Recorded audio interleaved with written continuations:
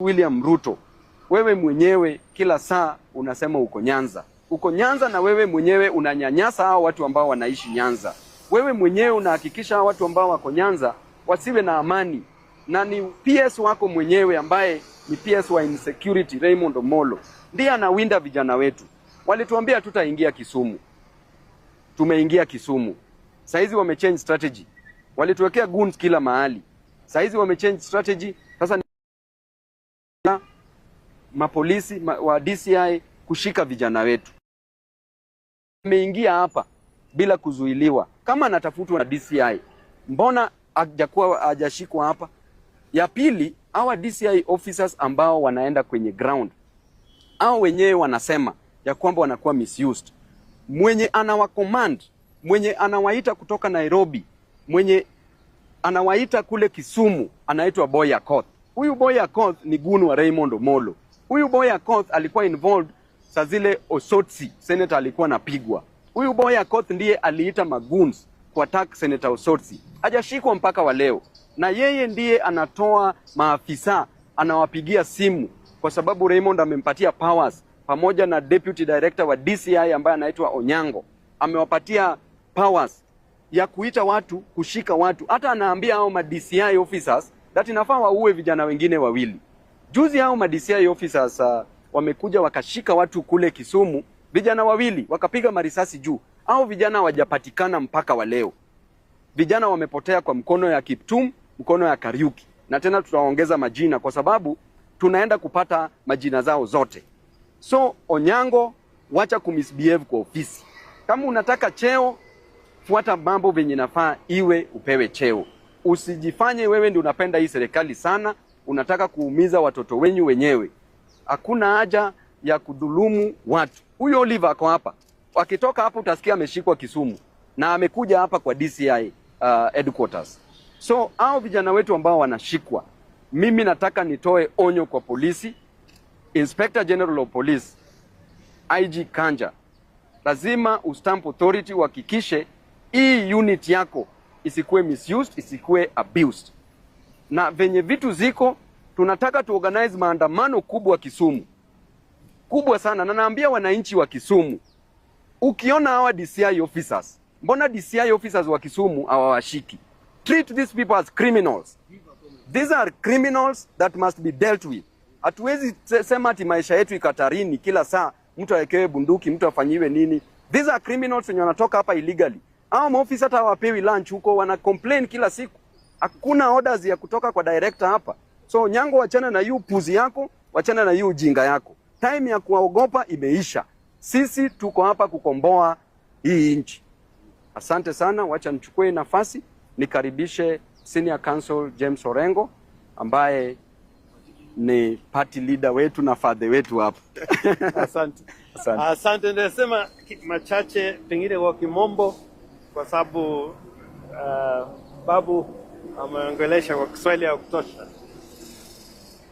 First and foremost, under the Constitution of Kenya, the National Police Service is not supposed to be under the direction of any power or authority, and I repeat, on matters of its operation. The executive only comes in when there are issues of policy. It is adamantly clear from what Babu has said that not only officers, whatever their power and authority, outside the National Police Service are giving directions to the police on what to do and what not to do, whom to arrest and whom not to arrest, what to charge them with and what not to charge them with. This is against the law and the Constitution.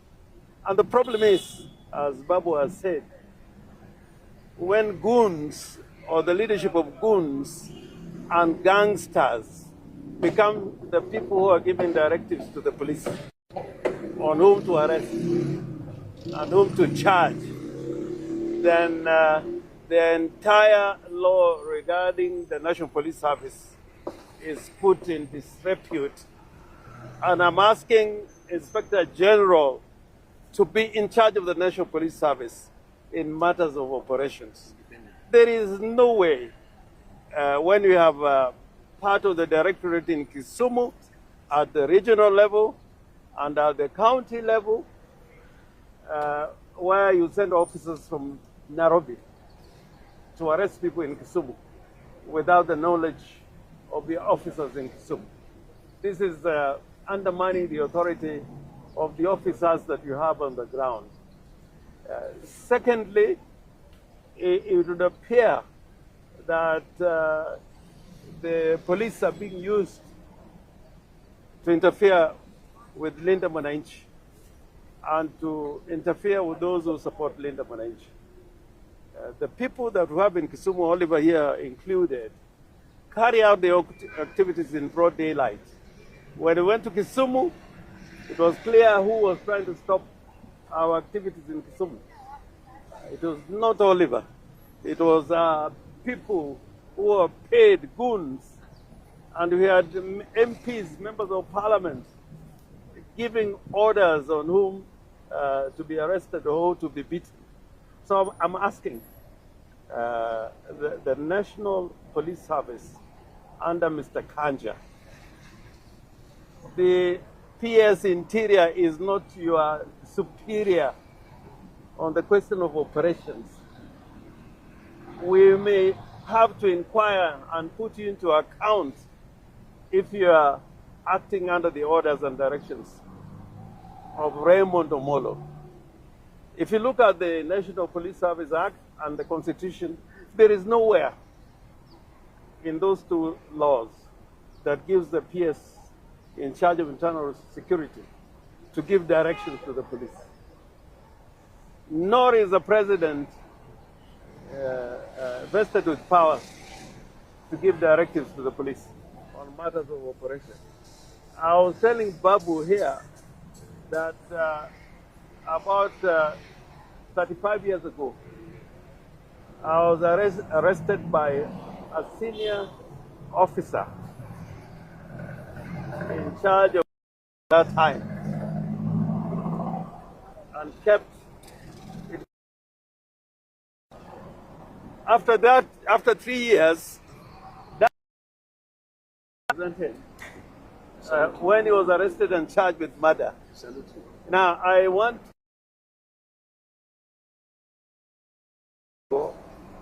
and we are Luos like you, protecting Luos who violate the law.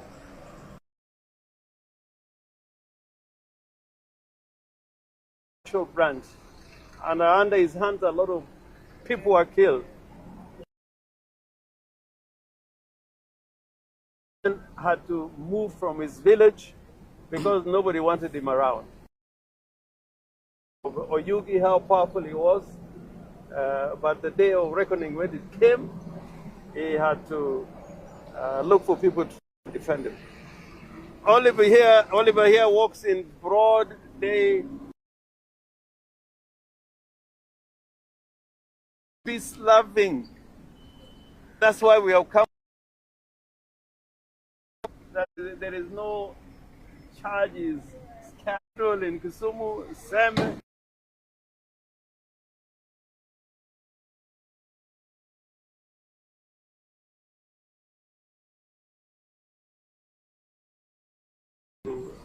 Uganda and other countries. So please obey the law.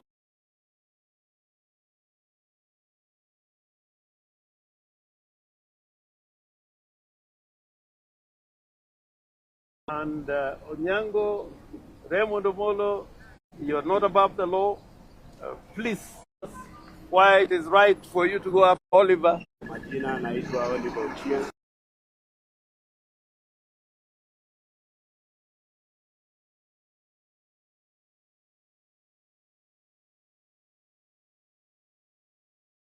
Nimewekewa mingi, zingine majajas wametupa juu hawanipati na makosa. Sasa saa hizi siwezi ishi kwangu na amani, tunatafutwa na maaskari kutoka Nairobi. Sasa nashangaa makosa yangu ni gani? Ndio leo tumekuja hapa niambiwe makosa yangu ni gani, kama ni kushikwa nishikwe, nipelekwe kotini. Hata mimi mwenyewe nimechoka na hii maneno. Siwezi kaa na familia yangu na amani, kila saa nawindwa kama mnyama, kama mwizi. Na hiyo Kisumu, sisi ndio watu wa kwanza kusaidiana na maskari kutafuta hao watu wanasumbuanga watu. Na watu wale wanasumbua watu wako wanatembea. Na sisi watu wa amani, sisi ndio tunatafutwa. Sasa tunashangaa, sisi tumefanya nini? Sisi ni watu tunasupport Babu. Makosa yetu ni kusupport Babu, ndio kwa maana tunawindwa. Na tutakubali tuwindwe juu tunasupport mtu wetu. Babu ni mtu tumegrow na yeye mta moja Nyalenda, na tuwezi wacha kumsupport juu tunanyanyaswa. Sasa mimi naomba maaskari, nyinyi mnajua kazi yenu.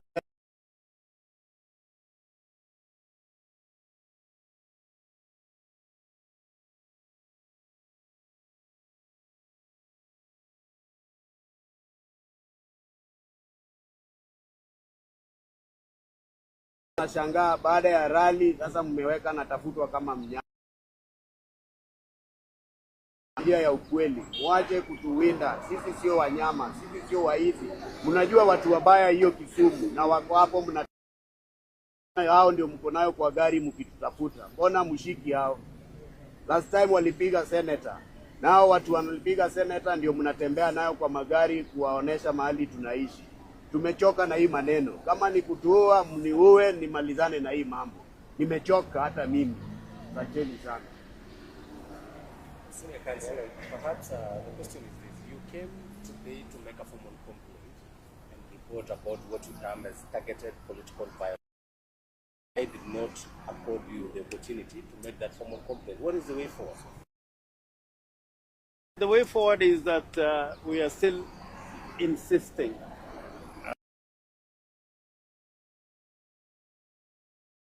If they don't deal with it, then the legal options are there. We can make a formal complaint, recorded in an occurrence book, and give notice to the DPP that we want to undertake a private prosecution against anybody that we determine is violating the criminal law of the land. Alternatively, we can file a petition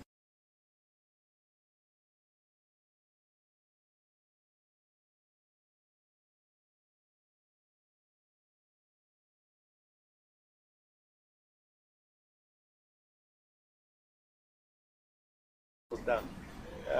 The criminal law allows private criminal,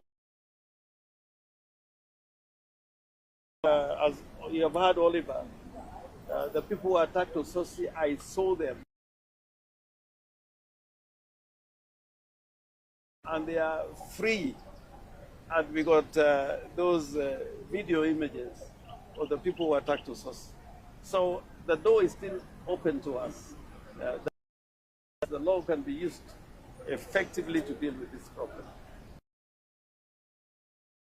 Make sure that the IG and the people who work under him execute the law in accordance with the Constitution. And number two, the officer like Raymond Omolo, who is exercising powers that he doesn't have, should stop doing it. And thirdly, that Omolo and those in government who are using gangsters are trying to turn Kenya into a Haiti. That also we cannot allow. And we have seen many people who have been here in these offices, here, or around the place you used to go, Starlight, as Director of Criminal Investigations. A lot of them came down, falling because of what they did while they were in office. So we asked Amin, to deal with this matter. Let him deal with it personally, because Onyango cannot deal with it because he's a person of interest, he's a conflicted person as far as this matter is concerned. Has been expecting you? Yeah. Yes. We had sent notice that we were coming. Yes. We don't just come here. We had sent notice. Yeah, we saw right now the ODM is ending treating Mombasa, and we're wondering if you people from Ina Mwananchi, you appeared there, and maybe we saw Rati Lady trying to extend olive branch to you people These are different questions. Yes, yes. I think we focus on this one. Why don't we focus on this? So, because this is what you will pick. So we want you to highlight this. See, are you in agreement with Babu that if the police do not act, then you might be forced to organize for street protests? No, that I support. I support, and people in Kisumu will support it. They are tired also. In fact, I tell you, the turnout in Kisumu partly was because the people were so angry. Yes. The way Wakinawali were being treated. Yes. The turnout was because people were so angry that Kisumu was being made as a city where gangsters rule the city at night, and during the day they were tired. And they came, even patients, you could see them in hospitals coming out, to support the rally in Kisumu. Part of that turnout was with anger with what the police are doing. And maybe just going forward in terms of supporters, if you don't have confidence in the police, what would you be doing going forward? Say that, and in this we agreed, in Kisumu, Kanja behaved to a certain extent. Normally the police would come directly to be the goons. But on that particular day, I think they kept off. I don't want to say they protected us, but they really watched from the sidelines. Kanja should do what he's supposed to do. When somebody gives a notice for a public meeting, it means that you are required to give protection to the person holding the meeting. You give protection to the person holding the meeting. But if they cannot do that, we've got to look for alternative ways to make sure that we have peaceful meetings. And you could see in Kakamega, they tried to interfere with the rally. They used tear gas. They used people to, throw tear gas into the crowd. They tried in Narok, and the people there dealt with the police. In fact, they were chased away. I'm telling the police that if you stand in the way of Linda Mwananchi in our activities where the public see that you are going against the law, we cannot also guarantee your safety. We cannot guarantee your safety. It's true. In those circumstances. Because then you will be interfering with our rights. And the Constitution says we must stand up for our rights. Yeah, not to kneel down for our rights. So let them bring the show, and they'll see it.